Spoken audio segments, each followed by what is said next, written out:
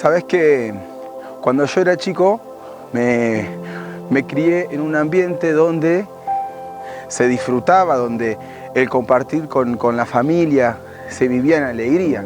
A medida que fui creciendo, conocí a mis amigos, el arte, la danza, la música. Cuando empecé a salir a bailar, sentía que ese era mi mundo, que ese era mi lugar, donde ahí había una alegría que no podía encontrar en otro lado. Pero, más o menos cuando cumplo los 19 años, me hacen una invitación muy especial de conocer a un Jesús vivo y resucitado. En ese momento tuve la experiencia de encontrarme con este Jesús vivo y resucitado. Este Jesús vivo y resucitado que me alegró la vida, ¿no? Que me alegró el corazón.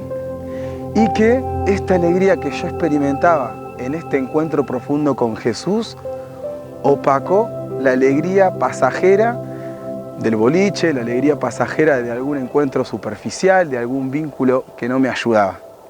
Capaz que vos estás pasando por alguna situación de tristeza, por alguna situación de dolor, te van pasando un montón de cosas donde vos te vas preguntando o donde vas experimentando que la alegría se te va apagando.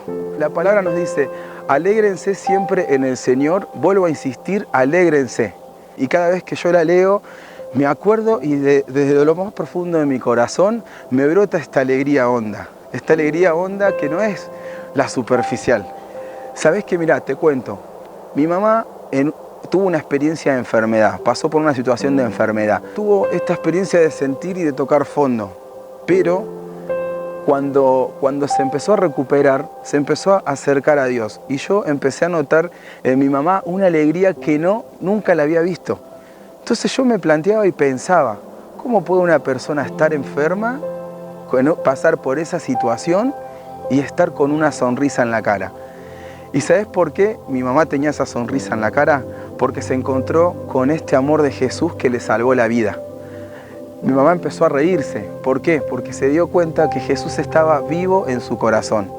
Por eso yo te animo a que ninguna situación te robe la alegría, que ninguna situación laboral, que ninguna situación de enfermedad, que nada y que ninguna persona ni que nadie te robe esta alegría, porque esta alegría es de saber que Jesús está vivo entre nosotros. Por eso, proponételo en esta semana. Bueno, pensá en esa persona que necesita de tu alegría, pero no de tu alegría pasajera, sino de esta alegría que es la alegría de ser hijos de Dios.